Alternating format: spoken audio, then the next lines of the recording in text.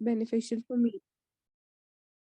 So here, what happens? He is asking him. He is completely bewildered, right? In second chapter, as I told you, it was very difficult for him. He was not able to understand. Krishna says, follow, do, fight in Buddhi Yoga, and he is completely confused. So Buddhi Yoga means what? Control your senses by intelligence. You have to work without any fruitive desire, right? And so Arjuna is not able to understand. He wants to clear up. Please clear up these confusing matters, Krishna. Why does he say that? So that common people, fallen souls like us, we will be able to understand, actually he is actually our elevated soul. So he tells Krishna, Ekam Vada Krishna, Ekam Vada, tell me one thing. Don't give me so many things. Just tell me one. Ekam Vada, tell me this way or that way or what way, please let me know. So, but well, to be eligible to ask such a question to a spiritual teacher, the first qualification a disciple should have is to be very humble. He has to surrender, then question the teacher, and of course do seva and service. Simply if you ask such questions and not surrender and don't render any kind of service or seva to the guru, then it will be just waste of time. So just like Arjuna was talking in the beginning with Krishna as friends in the beginning, right? In first chapter, he was just talking to him, talking. Krishna was listening. But in second chapter also, Krishna was very cautious because it was a friendly talk. But when the moment Arjuna surrendered unto him, I accept you as my spiritual master. Now he is talking very freely to Arjuna. So here he says in the next one, Nahi kaschit kshanamapi jatu tishthatya karma krit karyate yavasha karma sarva prakriti jair gunaihi. Everyone is forced to act helplessly according to the qualities he has acquired from the modes of material nature. Therefore, no one can refrain from doing something, not even for a moment. That's the, person is active by nature. Action is must. Don't sit. Krishna never said, sit, Arjuna. He says, fight, do some action. You are a Kshatriya, you have to fight. All beings are driven to action. You cannot just move away. It is there. It is embodied. We are all embodied souls, embodied life. But it is the nature of our soul to be always active. Even if you are sitting, it's still active, right? So if for example, if I remove the soul, spirit soul from the body, what will happen to this body? Can anyone tell me? I remove the soul from the body. What will happen? Dead body. Yeah, very nice. It will become a dead body. So body is just a dead vehicle, right? It is work only, it moves only because of the spirit soul, which is always active, and it cannot stop even for a moment. Person is very much active by nature. So now here, what is renunciation? What do you think is renunciation? Anyone who can tell me what is renunciation? Anyone who can tell me what is renunciation? Ma'am, Mataji. Hare Krishna. Hare Krishna, Radhe Radhe Mataji. Mataji, renunciation, I think, is detaching ourselves from tensions and like it's leaving everything on Krishna and thinking that he will handle it himself. Okay. Anyone else wants to add something?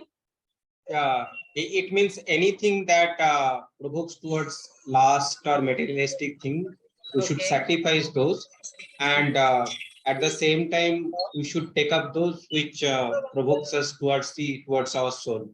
Very nice. Any more thoughts? Do everything without attaching yourself to the act. Yeah, very nice. Detachment. Getting rid of egocentric attitude, to give up, vairagya, sacrifice. Oh, very nice. So many answers. So yes, true, very nice. All of you are right. So true renunciation is detachment from passiveness. We have to detach ourselves from passiveness. Detachment from enjoying propensities means these material things that we are having, enjoying, that detachment has to happen. Krishna never means that you have to stop your activities. right? As you see in the picture, you just don't get up from the chair and say, okay, I'm going away now. Hey, I'm not working anymore. No, you have to identify your swadharma, your talent, your core interest. What do you have? What talent do you have? Okay. So, and then you have to choose your career. Fix a higher ideal in the area of your swadharma. Keep on going, keep on moving, be active, be proactive. Don't stop doing your activities. Nobody is saying go and sit in a forest and do some meditation. No, continue. But look at this. Is this renunciation? Now, Carmen, please if you don't mind, Neha, please can you mute yourself? Thank you. Karmendriyan sanyamya yaste manasa smaran indriyarthan vimudhatma mithyachara sauchyate. One who restrains the senses of action but whose mind dwells on sense objects certainly deludes himself and is called a pretender. He is a pretender. Just look at that sadhu. What is he doing? He is having a kamandal in his hand, a cigarette in his hand, and a mobile phone. Right? There are so many pretenders here who refuse to work in Krishna consciousness, but they show as if they are great meditators. You know, they make a show of meditation, when in actuality or in reality, they are dwelling their mind upon sense enjoyment. You know, they are taking so many drugs, God knows, ganja, what all. Such pretenders may also speak on some kind of, maybe, I don't know, dry philosophy, just to bluff sophisticated followers. But according to this verse 3.6, now you can see they are the greatest cheaters, because Krishna says one who restrains the senses of action but whose mind dwells on sense objects certainly deludes himself and is pretender. He's made it very clear in Bhagavad Gita. Even Srila Prabhupada also explains in his purport, this one should act for Krishna and very seriously, you know, in order to become fully Krishna conscious, not just pretend, and should not just sit down in one place and imitate, you know, great devotees like Haridas Thakur and all that. Srila Bhakti Siddhanta Saraswati Thakur also condemned such kind of imitations, right? Mithyachari. Mithyachari means what? Pretender. Indriya Arthan Vimudhatma Mithyachara Sauchyate. Mithyachara means really very much, you know, who's pretending like that.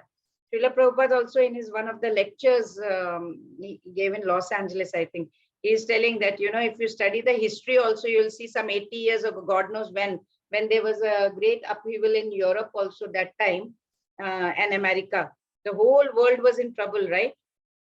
And Hitler came. And what did he do? He created great upheaval in America and Europe. After he was gone, what happened? What did he do actually? Sense gratification, that's all. He wanted to run his government his way. He wanted to do everything for his own satisfaction. That's all, according to his own sense, right? So that's not right. Sense gratification is not what is recommended here. Trying to be a sannyasa, controlling of senses, is not so easy. It's not at all easy. Many elevated souls like King Bharat, Jada Bharata, he was known as. He also fell down from that. So it's you have to be very, very careful. Taking sannyas is not that easy over here, right? So he was Jada Bharata. Anybody knows this story? Anybody knows the story of King Bharata? Well, there was, you know, yeah, anybody wants to say something? Okay. King Bharata, he was a very wise and experienced king. Very prime time of his life, he gave up everything. He gave up his wife, queen, children, kingdom, everything. And he wanted to dedicate the rest of his life for self-realization. So what does he do? He goes to a forest. He goes to a forest and starts living there alone. He creates a nice hut and all, and he starts meditating on Supreme Personality of Godhead. And he's meditating at a river bank. So at that moment, what happens? Once he was meditating, he saw a pregnant doe. Doe is a deer, right? Female deer is called a doe. So a pregnant doe, she goes to the river bank to drink some water. While she was drinking some water, suddenly a lion from nearby forest loudly roared. Out of great fear, the doe jumped and the baby deer fell off, actually fell out of her womb into that swiftly flowing river water. Oh my God. The deer got so frightened, and she was very weak, right? Because it was a miscarriage. So she was very weak. She entered a cave where she actually, poor doe, she just soon passed away. Now, all this Bharata was observing, King Bharat was observing, and he felt really very sad, and he felt a lot of compassion for that baby doe, baby fawn. The baby deer is called fawn. So he felt very compassionate towards that fawn. And as it was floating in the river, he wanted to save it. So he lifted the baby from the water and he took it to his ashrama. He was a great self-realized soul by then, right? So he saw all living beings with equal vision, animal, anything. He could see Supreme Personality of Godhead in everyone. So he says soul is present in all the bodies. So he fed the deer daily with some fresh green grass, made sure that it was very comfortable, right? Soon what happened? Attachment started developing. And then he would lay down with it. He would give the fawn the bath, and he would walk with it. He would play around with it, and even eat with it, and that fawn. Soon, whenever he would go to forest to collect some fruits or roots or something, he would always take the deer with him. Why? He would fear that maybe, behind my back, the dogs or tiger or some wild animal might come in and kill it or attack it.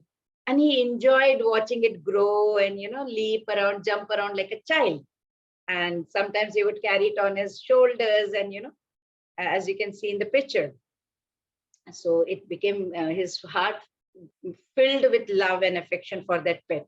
He was so attached to the deer and spending so much time with it. What happened? It gradually resulted in King Bharata's becoming neglectful of, he started neglecting his meditation, his spiritual practices.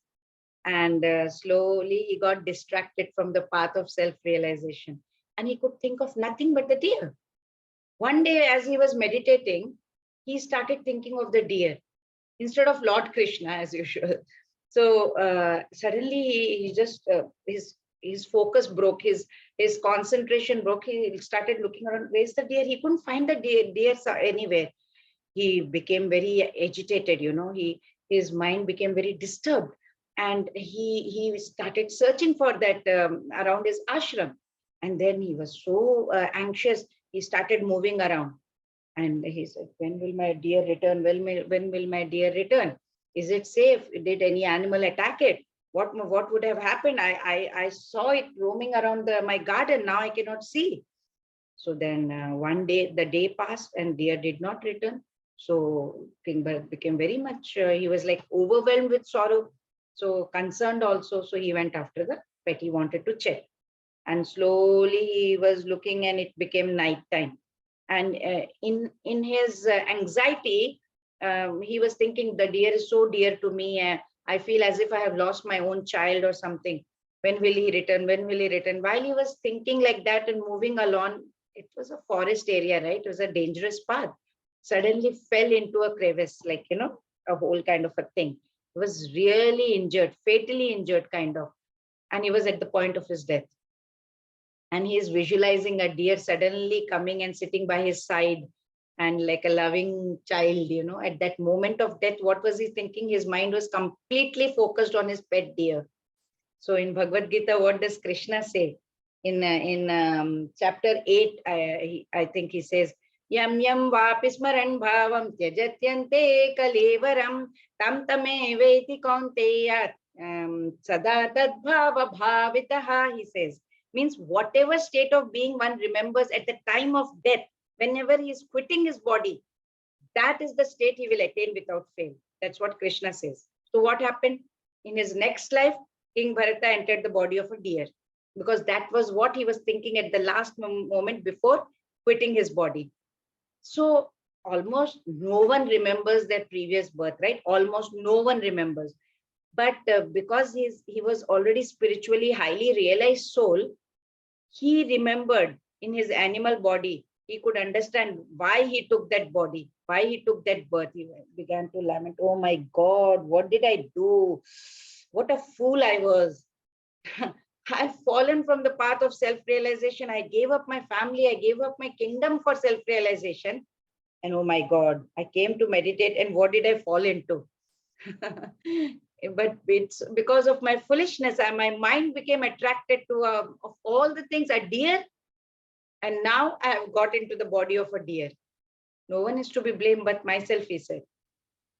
So on the other hand, what happens if a sincere person tries to control the active senses by the mind?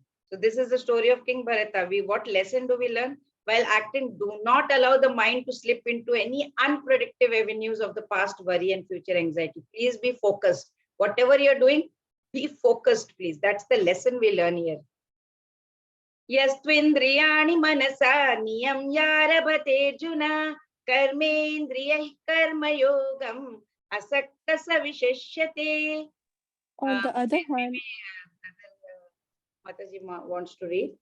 Who was that? Somebody Mataji, wanted to read, right? Shreya Mataji. Yeah, please. Are you there, Shreya Mataji? Hanji Mataji. Please do. Radhe Radhe.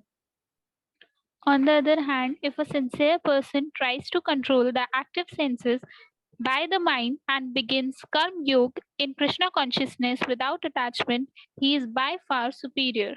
Now, did you see this one? On the other hand, if sincere person tries to control, so instead of becoming like a pseudo transcendentalist, like, you know, just trying to fake for the sake of enjoyment, you just want to fake something. But it is far better to remain in your own business. Whatever you are doing, just be there and execute the purpose of life. That is better rather than being a fake sannyasi, right? Actually, what is it? What is our purpose? What is the purpose? Whole purpose is going back to Goloka, going back to Godhead.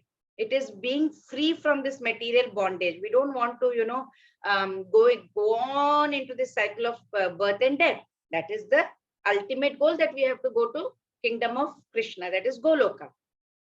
All this system of Varna, Ashrama, this is all designed for us to reach the goal of life. But we as householders can also reach this destination. How? By doing service, devotional service, by being in Krishna consciousness. For self-realization, one can always work without attachment. Keep doing your service. Whatever you are working, you do your job. But do service, devotional service without any attachment. Make progress. And Srila Prabhupada also says in his purport that a sincere person who follows this method is far better. He says far better situated than a false pretender. He calls this fake sannyasis or false pretender. He made a nice word, show bottle spiritualism. It's called show bottle spiritualism. It's a show off to cheat the innocent public. So he says, you know, a sincere sweeper who is sweeper is better than a charlatan. Charlatan is like who is pretending to show off his knowledge. He says a sweeper is better than somebody who is trying to show off his knowledge, because, you know, it's at least he is working for the sake of a living. So this is the very good life lesson for us from Bhagavad Gita. Sincere, dutiful householder is better than an attached sannyasi. We have to learn this. And to remain free from this kind of bondage, what do we have to do? We have to work in Krishna consciousness, right? As he explains in the next shloka. Let's see. Yajñarthat karmano nyatra lokoyam karma bandhanaha tadartham karma kaunteya mukta sangas samachara. Work done as a sacrifice for Vishnu has to be performed. Otherwise, work causes bondage in this material world.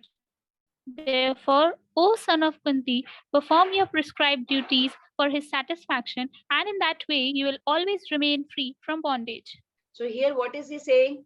Anything you do, do for God.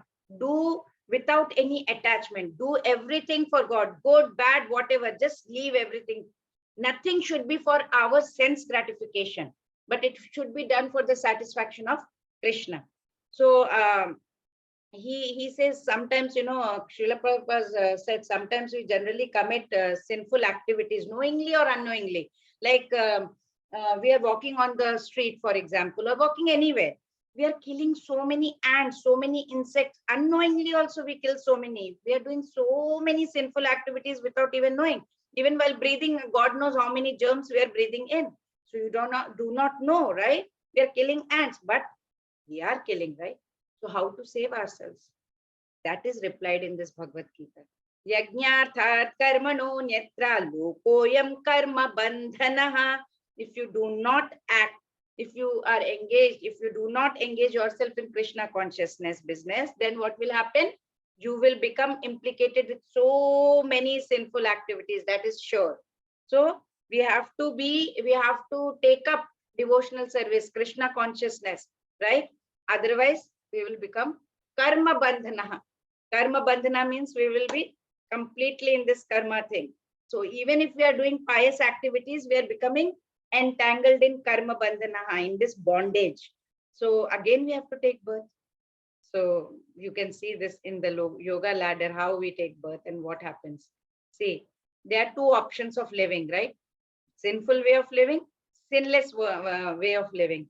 Two options of living, right? All things necessary for maintenance of our bodies come ultimately from Krishna. We have to understand we can live two ways, but sinless is, of course, we know.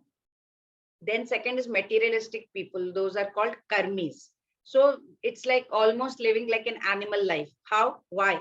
Because they are eating, sleeping, mating, defending.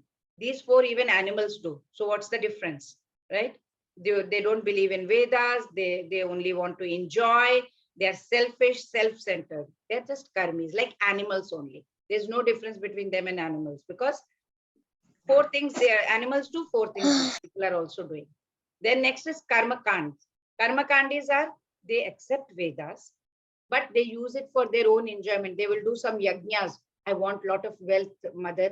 I want this, I want that. So they are doing yajnas and all that. They accept Vedas, and there is no spiritual inclination. They still want some material gains. Then there is karma yoga. In karma yoga, you have two. One is called sakam karma yoga and nishkam karma yoga, right? So here, what do we learn? Morality without spirituality is self-centered. It's, it's just for our convenience. We say we are very moral, but there has to be a tinge of spirituality in it. Let's see what is sakam karma and nishkam karma. Sakam karma is futility of material life. Nishkam means he becomes more spiritual in serious in spiritual life. Then sakam means he accepts Supreme Lord, and he has got interest in spiritual life. Nishkam means he accepts only a portion necessary for his maintenance of body and family. There he accepts, but that's it. Here he will take whatever he's getting, he'll take a portion for whatever is necessary, rest he will spend for God. Here he offers a part of his gain to the Lord. Here he will balance. Whatever little bit for his maintenance is done, right? The rest, I want to give it to God. So in the service of Lord. He has still got some selfish motives, sakam karma. Here, though he is working, he is detached from the results. So let's see, move on. Real way of developing detachment. How do we develop detachment? So we have to work for the satisfaction of Krishna. If we work for the satisfaction of Krishna, what will happen? You may question. We have benefits. What? We will be free from sins, and we may go to spiritual world, and then peaceful and be happy. So here, what do we learn from this is we have to balance our duties. We are a student, we are working, we are a husband, we are a wife, we are a brother, we are a sister, whatever. We have to balance our duties. We have a duty towards our body and mind, and we have a duty towards soul. So both are important. We have to take care of both. By offering the results of one's daily work in service of God, what will happen then? That is renunciation. Renunciation is the real way of developing detachment. You work, do everything, do your karma, says Krishna, but give up your results. So does spiritual life mean leaving the family? Should we leave the family and go away?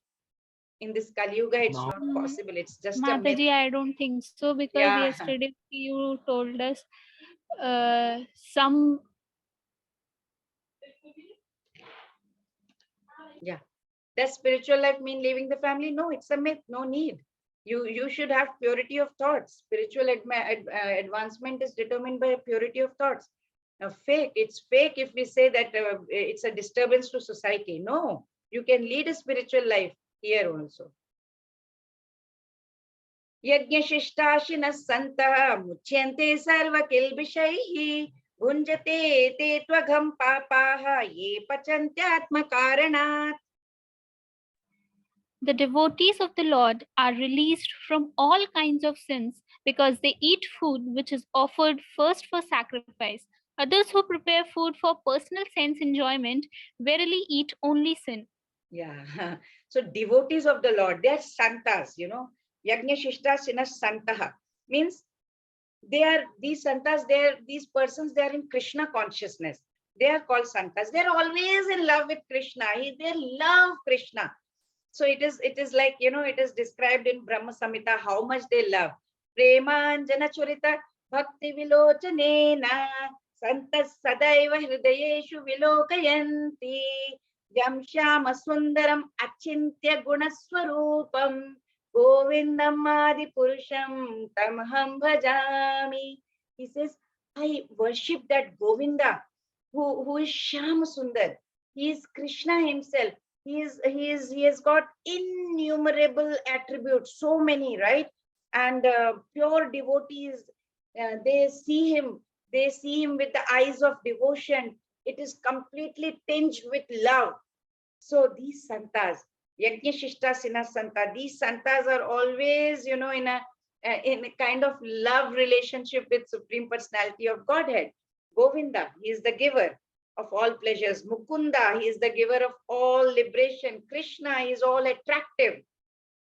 So they just cannot accept anything without offering it to Supreme Personality of Godhead. They will first offer the bhoga to Krishna, and the prasadam they will take. They are santas, Therefore, such devotees, what do? They always perform yajnas in different modes of devotional service. They will do Shravanam, Kirtanam, Smaranam, Archanam. There are 9 devotional services in the way you can do. What are they? Shravanam, you can hear. Kirtana, you can do Kirtan. Smaranam, you can remember the Lord. Padasevanam, like Goddess Lakshmi, always at his feet. Archana, you're doing prayers. Vandana, holding your hands. Dasya, like Hanuman, become a dasa. Right? Sakya, like Arjuna, become a friend. And Atma Nivedana, like complete surrender, like King Amrish. So these are all, 9 types of devotional service that one can do for the Lord. So that is what is said over here. Like even Prahlad, he was completely devoted to the Lord. And in Srimad Bhagavatam, he said, Shravanam, Kirtanam, Vishnu Smaranam, Padasevanam, Archanam, Vandanam, Dasyam, Sakya Atma Nivedanam. It is there in Srimad Bhagavatam, Canto 7. I don't remember the chapter, but Canto 7, chapter is 5, but verse number, not sure. Okay, let's see the cycle of sacrifice. Annad bhavati bhutani parjanyadanna sambhavah yajnad bhavati parjanyah yajnah karma samudbhavah. Cycle of sacrifice. All living bodies subsist on food grains which are produced from rains. Rains are produced by performance of yajna, sacrifice, and yajna is born of prescribed duties. So you can see, right? Krishna is known as Yajna Purusha. So Krishna is the master of all demigods. They are like different limbs of the god, right? And they are serving him. Like demigods like Indra, then Chandra, Varuna. They are all ministers, appointed officers, administrative officers, right? They are managing all the material affairs of this whole creation. And Vedas have directed sacrifices to satisfy these devtas. The devtas have to be satisfied. So if they are satisfied, they will be very happy. They will give us air, they will give us light, they will give us rain, everything. And if the rain is there, we will produce a lot of grains, right? And if they produce a lot of grains, we can eat that much grains. So for rain and for the grain, we have to do yajna and please all the gods. These administrative officers are nothing but part and parcel of Supreme Lord. But if Lord Krishna is only worshipped, then the devatas or the demigods who are different limbs of the god are automatically worshipped, right? Like no need to separately worship these demigods. So how to immunize ourselves, how to keep ourselves immunized? Like we had COVID, so we had to immunize ourselves. So how to immunize ourselves? Very simple. Just say Hare Krishna and you are immunizing yourself. That is the protection you are getting. So what are the religious sacrifices that have been in different yugas? Let's see that. So in Satya Yuga, meditation, they used to live for what? 1 lakh years. So they had a lot of time to do meditation. And then in Treta Yuga, they were doing Agni Yajna, right? They were doing a lot of yajnas. And then in Dwapar Yuga, they were doing temple worship. And then in Kali Yuga, no time. We don't have time.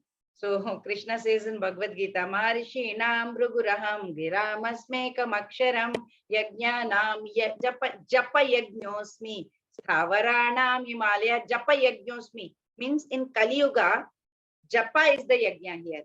Nothing else. Out of all sacrifices, Arjun, I am Japa Yajna. That is chanting of holy name. And who gave this Maha Mantra to us? Yes, Lord Chaitanya Mahaprabhu, who was Krishna himself, came 500 years ago in Kali Yuga to preach this Hare Krishna mantra. He came, he was the personality of Godhead, right? So he gave us the mantra. What was the mantra? Hare Krishna, Krishna Krishna, Hare Hare, Hare Rama, Rama Rama, Hare Hare. Yes, yes, very true, very nice. So that was what it was given. Tasmadasaktas satatam karyam karma samachara asakto yacharan karma paramapnoti purushaha. Therefore, without being attached to the fruits of activities, one should act as a matter of duty, for by working without attachment, one attains the supreme. Yes. So here what, we are acting in Krishna consciousness, but we have to act under a proper guidance without attachment to the results of the work, right? Then we will make progress towards the supreme goal of life. So Arjuna is being told in this that he should fight in the battle of Kurukshetra for the interest of Krishna, because Krishna wanted him to fight. So here what we have to see is Gita never tells us not to have any goal or objective. It's not saying you should not have aim, you should not do anything, just sit like that passive. No, you should have aim and in life. It is only telling us not to have attachment with the results. That's the only thing Gita is saying. For example, like if you are if you're a student, so what is your objective? Your objective is to get very good grades, for example. If the goal is not set, what is the use of simply studying in the air, right? So, but here is the crux that we don't usually understand, or we kind of overlook. As a student, you should be equipoised, whether you're getting top grades or average. You must work very hard for it. Not that you're sitting, okay, God, I will take your name, get me good marks. No, that's not going to happen. That is not what Gita says, right? It says be equipoised after working hard, put in your 100%, and then don't worry about the good grades or bad grades, what is going to happen. This is what is told by Gita, in Gita. So if you get average grades, for example, you should keep on trying. You should keep on trying to get better grades, but never give up. And if you get good grades, you should keep trying for much better or improving your results, or at least maintain whatever good grades you're getting. So what was Arjuna confusing devotional service to? He was thinking it's inertia. No need to do anything, no work. No, Krishna says, no, nothing like that. You have to be a role model.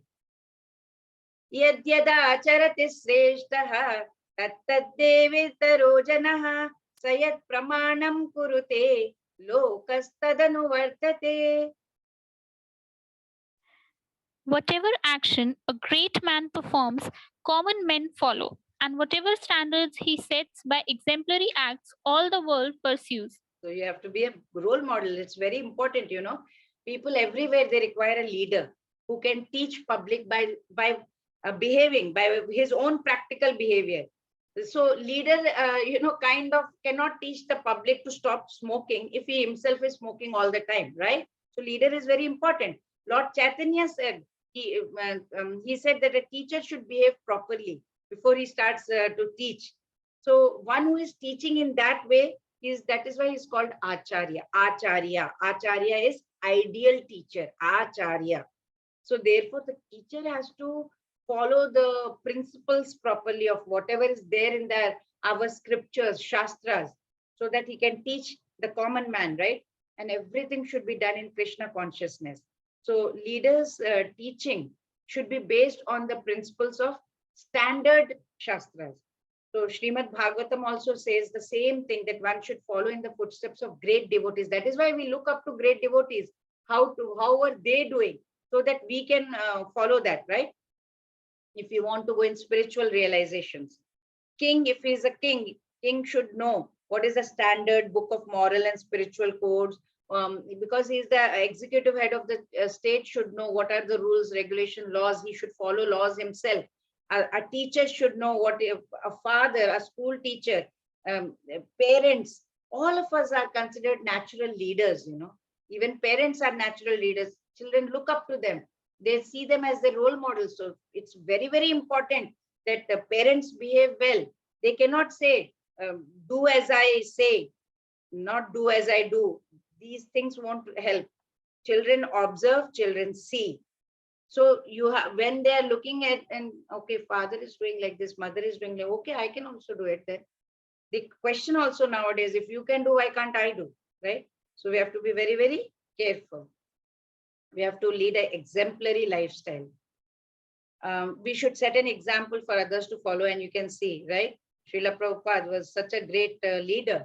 So we have to select a bona fide devotee like Srila Prabhupada and some other personalities from the scriptures. Leader teaches by his conduct, and sometimes he gives instructions also by his practical behavior, actually. Anybody else wants to read the translation?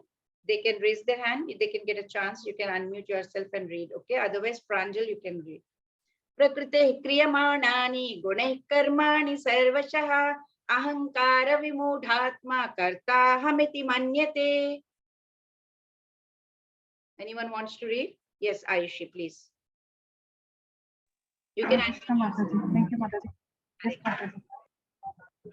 The spirit soul bewildered by the influence of false ego thinks himself the doer of activities that are in actuality carried out by the three modes of material nature. Spirit soul bewildered by the influence of false ego thinks himself the doer of activities. See, like let's say Ayushi over here, who was reading just now the translation. She is in Krishna consciousness. Akhil, please mute yourself. Thank you.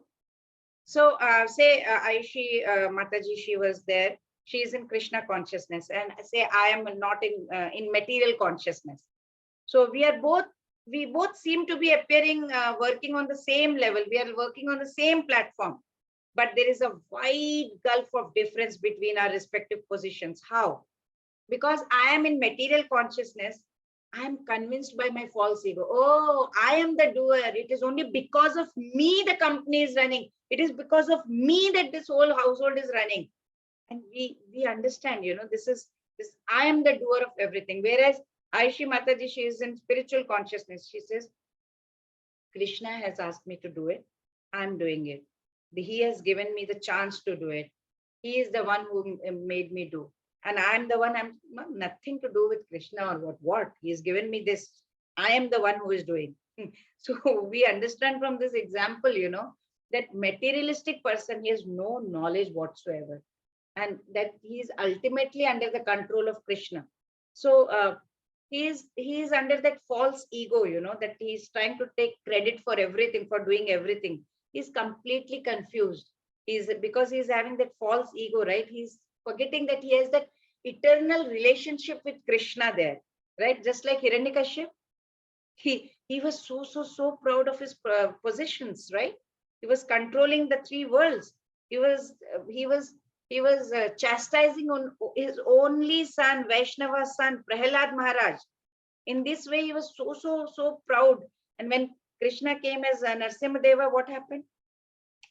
Within just like this, everything finished within a second. And what was he? So powerful. He was thinking so great. He was thinking he was a doer, right? Whoever thinks that he is the doer and a cause of all causes, he is completely under the influence of false ego. So, but Arjuna's confusion still not gone. He still has more questions to go. Arjuna uvacha athakena prayuktoyam papam charati purushah anichannapi varshneya baladiva niyojitah. Anybody wants to read? Pranjit, would you read? Arjun said, O descendant of Vrishni, by what is one impelled to sinful acts, even unwillingly, as if engaged by force? So, descendant of Vrishni, so Krishna, he's telling Krishna, what happens? See, we are part and parcel of Supreme Personality of Godhead, we know. Originally, we are pure spiritual souls, right? We are free from all material contaminations. The moment we come into this material nature, we start having these sinful ways without hesitation. Sometimes we, against our will also, we do so many sins, right? In Bhagavad Gita also, Srila Prabhupada was given one lecture, and here he says that, Krishna says that destruction in the course of performing our duty is better than engaging in another's duty, he said. Krishna said that. Because don't try to follow somebody else's path. That's very dangerous, he said. Because see, here Arjuna was a military man. He was a Kshatriya. What was his business? His business was to fight. But what was he saying? Why should I engage myself unnecessarily into this killing business? And let me just get retired, go to the forest. Better I beg. Krishna says, this begging thing is, not for some householder or a military person. Krishna is saying, please don't try to imitate the sannyasi or a brahmana. You are a kshatriya, don't imitate them. Your duty is to fight. You should follow your own prescribed duty. Don't try to imitate others. And one can attain perfection by being engaged in his own profession, in his own occupation. Condition is there, of course. You should be in Krishna consciousness, that is there. But as such, you should not try to imitate or follow something else. So Krishna is asking him to fight because he's a Kshatriya and he's a professional fighter. He's won so many wars, right? So that is the order of Krishna, to act in perfection. Shri Bhagavanu Vacha Kama Esha Krodha Esha Rajo Guna Samudbhavaha Mahashano Mahapapma Vidhyena Miha Vairinam. Ranjan? Are you there? Pranjal, are you there?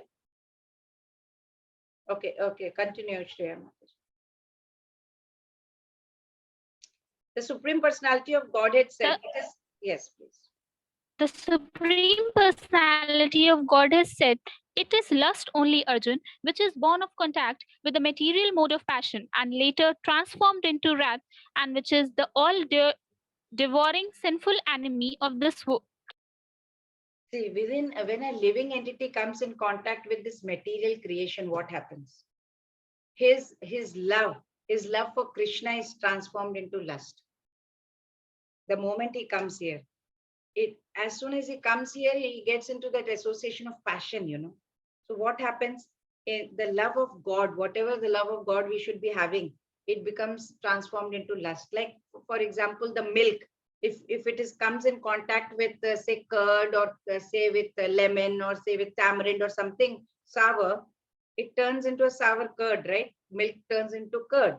So that is why when lust, it has the good association has come into this material creation, it turns into lust. And if lust is not fulfilled, it becomes wrath. Wrath is anger.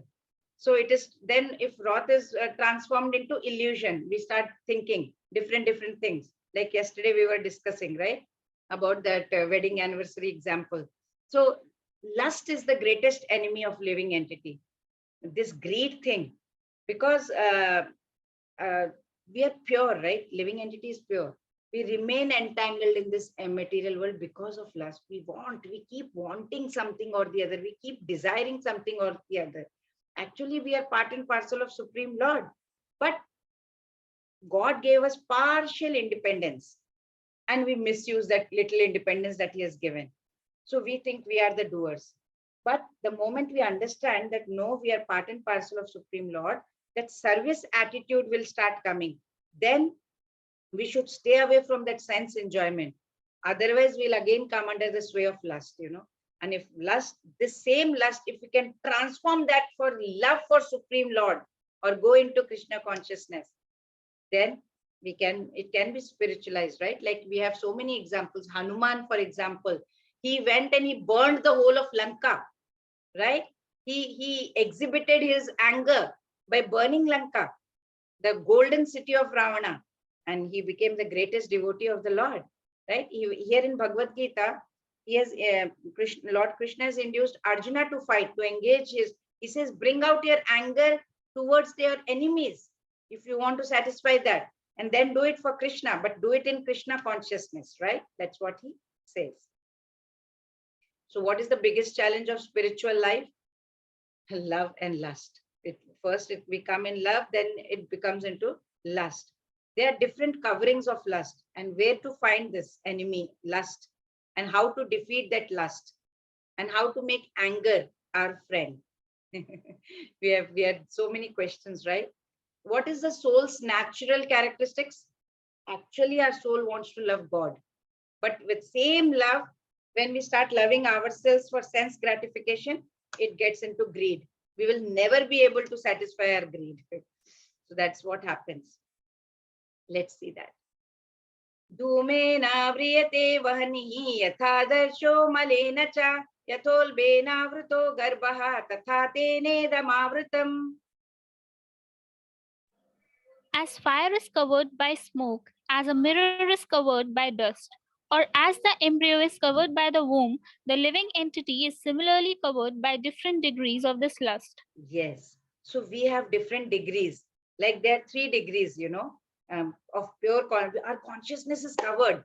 You can see in the picture, first picture is smoke covered by fire. This example is given. And the second picture is like dust on the mirror.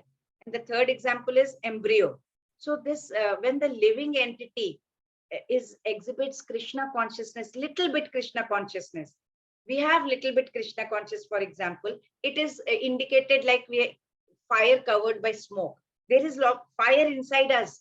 There is Krishna consciousness inside us, but we have covered with smoke. The moment we'll say, the smoke will go away and we can come up with the Krishna consciousness. That little thing is needed, right? It is because we have that power of discrimination. We know what is right and what is wrong. We, at least as human beings, we know. We can introspect ourselves, go inside, question, who are we? Where have we come from? Why are we here? What is that we can do, right? Then next is covered mirror. How can it be compared to mirror is covered with complete dust? Dust is heavier than smoke, right? And to clear that dust, it's difficult. You have to keep doing it. They are compared to animals. Animals have that kind of thing. It's very difficult. They can't think. They don't have that kind of vision that we have, we human beings have. They don't have that kind of self-realization, right? And third one is embryo, the baby. You can see in the picture, the baby is inside that embryo. Can you see how helpless it is? It can't even move. It's full of all kinds of liquid. It's so difficult and painful for the baby to be sitting inside that and cannot even move. What stage is that? That's compared to trees. These living, they are also living entities. Trees are also living beings. They cannot move. Trees are like that.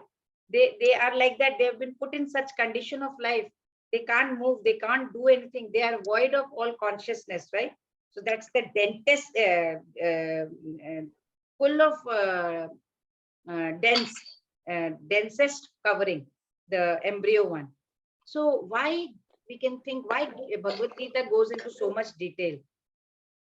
They are telling us because they want to highlight how lucky we are as a human being. We have got a human body. Come on, get up now today. Achieve some kind of self-realization. We can get self-realization much more easily than animals, beasts, and trees. They are helpless.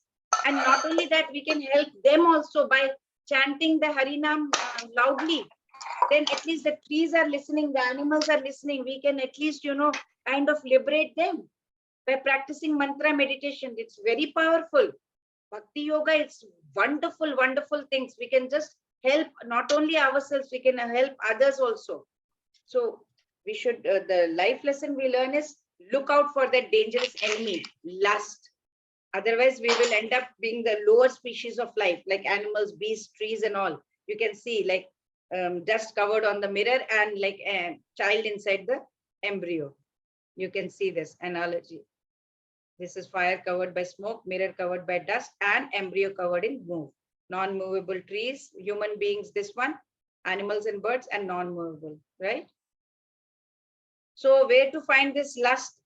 This one, it will be in our senses. Everywhere you see something, you want it. You are hearing some music, oh, let's go to the movie. We smell something, we want to eat that thing. Everything senses. So how to win that? How to defeat it? It is by regulating it. Then lust is found in our mind. Mind keeps going elsewhere. Everywhere it is daydreaming all the time. How to defeat that? By chanting. It is found in our intelligence. How to defeat it? By gaining spiritual knowledge. So we have to conquer the lust by regulating sense, by engaging ourselves in Krishna consciousness. Keep chanting, study Bhagavad Gita. Keep, try how to make this anger our friend. So Arjuna was showing his anger, right? Fighting for dharma. And Hanuman, I've given you example, like he has burned down, alighted the whole of Lanka also. Tasmat va indriyan yado niyamya bharatarshava papmanam prajahihyenam jnana vijnana nashanam. Therefore, O Arjun, best of the Bharatas, in the very beginning, spoke this great Please mute yourself, Mataji. पाऊस खूप आहे ना रे, वातावरण पण कसं आहे. हा हो ना. Yes, please read. Therefore, O Arjun, best of the Bharatas, in the very beginning, curb this great symbol of sin, lust, by regulating the senses and slay this destroyer of knowledge and self-realization. So here Krishna is telling Arjuna, is advising, regulate your senses from the beginning, so that you can control the enemy lust. What does lust do? It destroys our ability to go inside and look for self-realization. We stop looking at ourselves. We are looking outside, as we have to actually go inside. It is destroying our jnana, our knowledge, that we are just a spirit soul, not this body. And it is also destroying our vijnana, that is science, trying to understand our spirit soul's position and how we are related to the Supreme Personality of Godhead. We are forgetting all that. We are forgetting that we are part and parcel of the Lord. We are simply here to serve the Lord actually. But nothing, we are not at all bothered about it because of the activities, sinful activities we do. That is lust, If love of God deteriorates into lust or greed, it's very difficult to come back to normalcy. But Krishna is very merciful. He's very, very nice. He's very merciful, very sweet, right? So with little Krishna consciousness, that you're sitting in Bhagavad Gita class, that is little Krishna consciousness. Even a late beginner can become a lover of Krishna by following all the regulative principles of devotional service. And from any stage of life, even this white gray hair that I have at this stage of life, we can begin our journey towards Krishna consciousness. How? By following devotional services. We can reach the highest perfectional life. We can go into that perfect stage of human life. So let's see what are the different platforms actually. We have bodily platform. This is Annamaya Kosha. Here we are just thinking about our body only. Food, shelter, clothing, etc. Then we have sensual platform, Pranamaya Kosha, where it's beyond roti, kapda or makan. We are thinking about our breathing, and it's not confined just to oxygen, right? So it is the vehicle of prana where we are still here only. Then we go to mental platform. It pertains to mind. thought processes, feelings. What are we feeling? What are we are thoughts we are having? What kind of emotions we are having? That is Manomaya Kosha.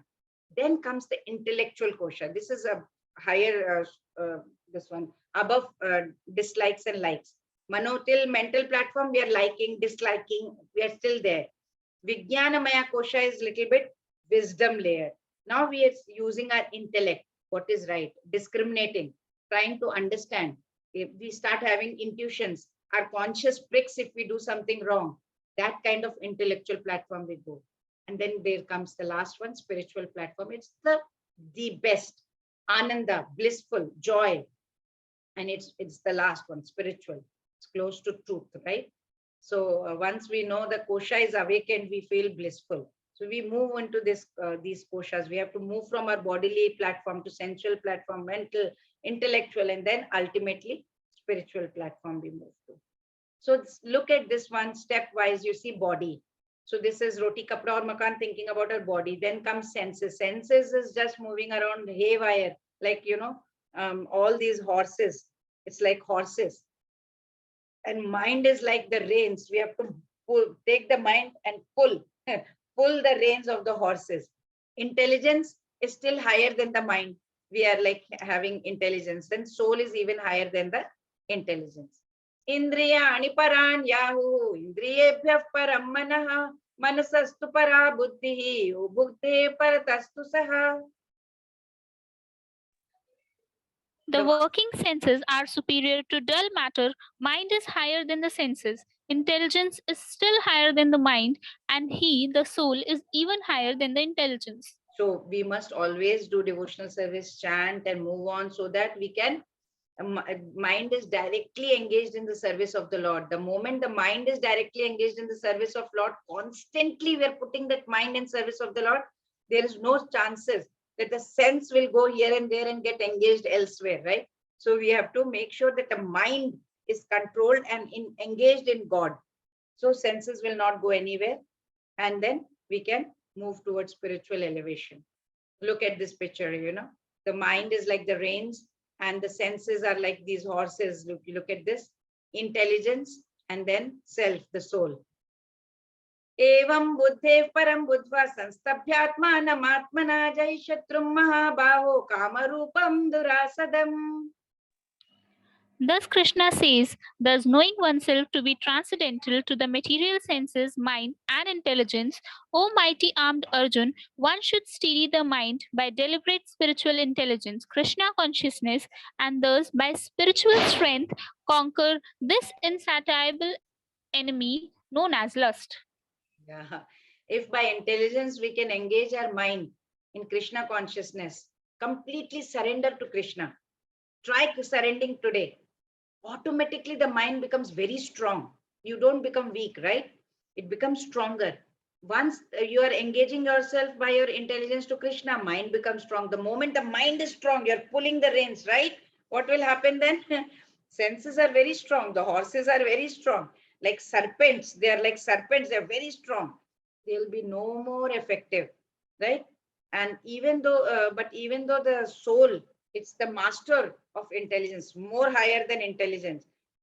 And mind and senses, it's higher than mind, intelligence, senses, everything. But it still has to be strengthened by association with Krishna in Krishna consciousness. Otherwise, what will happen? There's every chance of falling down due to the mind, mind gets agitated and then we fall down. We start getting all negative thoughts immediately. So what is the takeaway message today? Takeaway message is very simple. You take small step every day, right? And cultivate sattva, refine your rajas guna, and eliminate all the tamas guna. Finally, you eliminate the desire by picking up higher desire until the desire for Goloka will remove all the desires, right? So you have to chant Hare Krishna, Krishna Krishna, Hare Hare, Hare Rama, Rama Rama, Hare Hare. I'll be asking how many rounds you are chanting at least. Let me see. Okay, so chapter 3 overview. Let's see, renunciation. So detachment from possessiveness, detachment from enjoying propensities does not mean that you have to stop your activities. We have to understand that true renunciation means you don't have to leave your family life, right? And real way of developing attachment is to satisfy Vishnu. Yoga ladder we have seen. There are two options. Either we can live sinful life or sinless life. Materialistic people, they are just doing same as animals. And karma kanda, they are doing yajnas and for their own self interest. And karma yoga are of two types, sakam karma and nishkam karma. Nishkam karma is much better. Then we have to be lead an exemplary lifestyle and be a role model, right? We have to have a proper behavior before teaching somebody else. What is the biggest challenge that we have is love and lust. Where do we find this enemy? In our senses. So what do we have to do to defeat it? We have to regulate it. We have the lust in the mind. What do we have to do for it? Keep chanting. We have the lust in our intelligence. How to defeat it? By gaining spiritual knowledge. Where are these coverings of lust? Where is it? For human beings, it is like fire covered by smoke, because it is there. It is lighting. The fire is there inside, but we are not able to see it. But the moment we blow it with Krishna consciousness, we can see it. And then for animals and beasts, it's like mirror covered by dust. So it's so dusty. It's very difficult to clean because dust is heavier than smoke. And then for trees, it's living being trees, embryo covered in the womb. It cannot even move. It's immovable. But we can help those creatures by chanting Hare Krishna. That's what we can do, right? So yeah, renunciation or action. Arjuna is asking Ekam Vada, Nishkam Karma Yoga. That's kind of what Krishna tells him, Niyatam Kuru Karma. Karma Kanda to go to Karma Yoga, he says. Karma Kanda is doing for your self-interest. Karma Yoga is Nishkam Karma Yoga, right? Lead by example, Yat Yat Charitire, and greatest enemy is lust. So Krishna will explain Jnana Yoga, transcendental knowledge to Arjuna in tomorrow's chapter, okay? वाञ्छा कल्पतरुभ्यश्च कृपा सिन्धुभ्य एव च पतितानां पावनेभ्यो वैष्णवेभ्यो नमो नमः। हरे कृष्ण कृष्ण कृष्ण हरे हरे, हरे राम राम राम हरे हरे, हरे कृष्ण कृष्ण कृष्ण हरे हरे, हरे राम राम राम हरे हरे, हरे कृष्ण कृष्ण कृष्ण हरे हरे, हरे राम राम राम